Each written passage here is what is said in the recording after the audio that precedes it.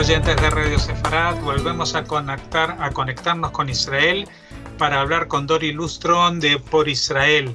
Y aquí lo tenemos en este programa Por Israel en Voz. ¿Qué tal, Dori? Hola, Jorge, ¿cómo estás? De aquí ando. Quise buscar un artículo que lo estoy publicando hoy. Que es muy interesante el tema. Nadie se pregunta por qué hay un campo de refugiados en Jenin. Jenin es la zona A donde pertenece a la Autoridad Palestina, según Oslo. No tiene por qué haber un campo de refugiados, es el lugar de ellos. Igual que pasa con el campo de Jabalía en Gaza, ¿no? Que es un campo de refugiados, no tiene por qué, es Gaza. Así que bueno, es un artículo muy bueno. Dice, confinar a la gente en condiciones miserables sirve a los intereses de la Autoridad Palestina y Hamás al mantener un caldo de cultivo de terroristas. Durante toda la cobertura de la operación de Israel para erradicar a los terroristas del campo de refugiados de Jenin, ¿alguien se preguntó por qué existe un campo de refugiados en un área controlada por los palestinos?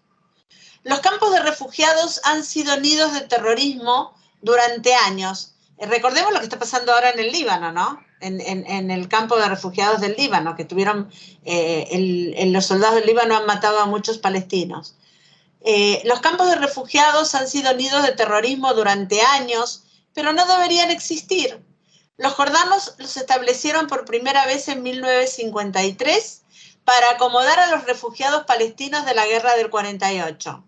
Después de que se anexaron Cisjordania, recordemos que Cisjordania es Judea y Samaria. La ocupación por parte de Jordania durante 19 años, que no generó el alboroto asociado con la ocupación de Israel, fue reconocida solo por dos países. El Reino Unido, que ayudó a Jordania a conquistar el área que la ONU había asignado a un Estado árabe en su resolución de partición del 47, y Pakistán, o sea, Jordania y Pakistán. Durante esos años, Jordania podría haber creado un Estado palestino independiente, pero en realidad había ido a la guerra para expandir su territorio. Nos querían sacar de ahí. Bueno, los palestinos retratados falsamente como siempre hubiesen soñado con un Estado, nunca exigieron la independencia. O sea que mientras tuvieron los palestinos, los jordanos ahí, nadie habló de un Estado palestino. Eso lo tenemos que tener siempre claro. Los palestinos retratados falsamente como si siempre hubiesen soñado con un Estado, nunca exigieron la independencia. La comunidad internacional, incluida Estados Unidos, no propuso una solución de dos estados, dividiendo a Jordania para crear Palestina, lo que se podría haber ahorrado al mundo décadas de debatir el destino de los palestinos y de convertir a Israel en el chivo expiatorio por su falta de patria. Los acuerdos de Oslo otorgaron la responsabilidad de Jenin a la autoridad palestina, de la que se podría haber esperado que aliviara el sufrimiento de sus residentes, desmantelando el campo y trasladando a los, entre comillas, refugiados a viviendas permanentes. Ni Yasser Arafat, jefe de la OLP, ni Mahmoud Abbas, actual jefe de la Autoridad Palestina, tuvieron interés alguno en ayudarlos. No fue por falta de dinero, ya que la comunidad internacional invirtió miles de millones de dólares en la Autoridad Palestina a lo largo de los años, gran parte del cual se ha perdido debido a la corrupción de los líderes. Incluso hoy, en lugar de asignar fondos para eliminar los campos de refugiados, Abbas paga cientos de millones de dólares a los terroristas presos en cárceles israelíes y a las familias de los terroristas suicidas. La Autoridad Palestina, no Israel, mantiene bajo su control a más de 12.000 personas en el campo de refugiados de Jenin y a casi 1.400.000 en otros 25 campos. ¿Por qué? ¿Por qué les permite ser retratados como víctimas de la ocupación israelí? Ahí está la cuestión. Porque parte de la campaña de propaganda más amplia para demonizar a Israel justamente son los refugiados. aparte que no son refugiados, están en Cisjordania. Confinarlos en condiciones miserables también sirve a los intereses de la autoridad palestina y Hamás al mantener un caldo de cultivo de terroristas. Los acontecimientos recientes han demostrado la eficacia de esta estrategia.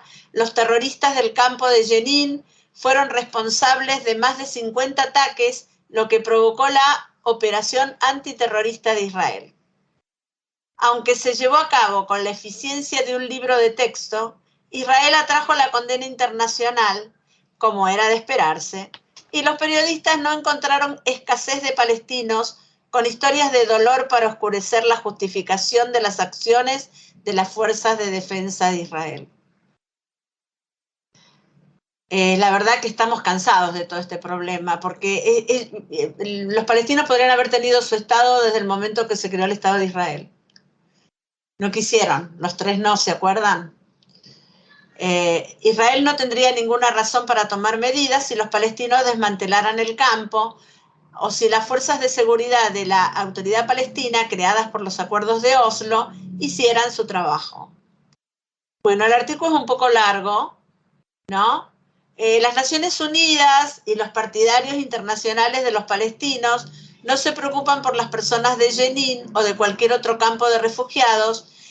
Les recuerdo que en Gaza está el campo de Jabalía, que es muy grande, muy, muy grande, y que es un foco de terroristas. A menos que se pueda culpar a Israel por sus dificultades, le echan la culpa a Israel de los campos de refugiados cuando no tienen motivo de ser. Durante los años que controló Gaza, Israel quiso sacar a la gente de los campamentos. Sin embargo, los árabes patrocinaron resoluciones en la ONU exigiendo que Israel desista de la expulsión y el reasentamiento de los refugiados palestinos.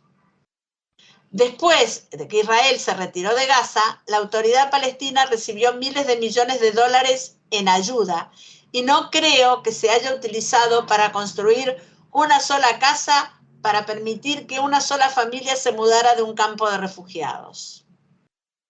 Yo les diría que lo lean y el final dice, para aquellos en la administración estadounidense y en otros lugares que afirman estar interesados en el bienestar de los palestinos, un buen punto de partida sería exigir que la autoridad palestina desmantelara los campos de refugiados y trasladara a sus residentes a viviendas permanentes donde puedan comenzar a llevar una vida normal. Por cierto, se debe llegar la misma exigencia a los países árabes que mantienen campos de refugiados y le niegan la ciudadanía a los palestinos. Esto habla por el Líbano. Bueno, así que este artículo lo estoy publicando ahora. El que lo quiera leer completo, no he dejado de leer muchos párrafos, pero sería bueno que lo leyeran completo, porque esto hay que difundirlo. Hay que preguntar por qué hay en los países, digamos, en los que se llaman, entre comillas, palestinos, porque todavía no tienen Estado, en la autoridad palestina y en Gaza, ¿por qué hay campamentos de refugiados palestinos? ¿No? Y en el Líbano es otro país, pero bueno, hay que prestar atención a todo esto y no basarse en la propaganda palestina, ¿no? Que realmente ellos dicen que no quieren ni un solo judío en su territorio, como pasa en Gaza. Bueno, en Gaza hay 2 cadáveres y 2 chicos israelíes en Gaza prisioneros.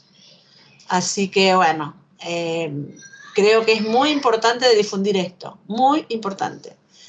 Ahora ya en un ratito lo estoy subiendo y quisiera que lo difundieran. Pues desde aquí nosotros ponemos nuestro granito de arena para hacer extensiva esta pregunta a todos nuestros oyentes. ¿Por qué se sigue hablando de refugiados? ¿Por qué hay refugiados en las tierras administradas por la autoridad palestina? Y no es una cuestión de que sea desde hace meses, porque esto es un proceso que ya está en marcha desde los años 90, están bajo esta administración y los campos de refugiados siguen así, en la misma situación, a pesar de que, como bien decía el artículo y señalabas, pues la autoridad palestina recibe ayudas económicas multimillonarias que destinan básicamente a premiar a los palestinos que cometen delitos de sangre y están encarcelados, y a sus familiares. Así que, bueno, con esta pregunta, que es una pregunta que intenta movilizar a la gente, nos despedimos hasta la próxima entrega de Por Israel en Voz. Muchas gracias, Dori Lustron. No, muchas gracias a vos, Jorge. Y bueno, seguimos la semana que viene con otro tema.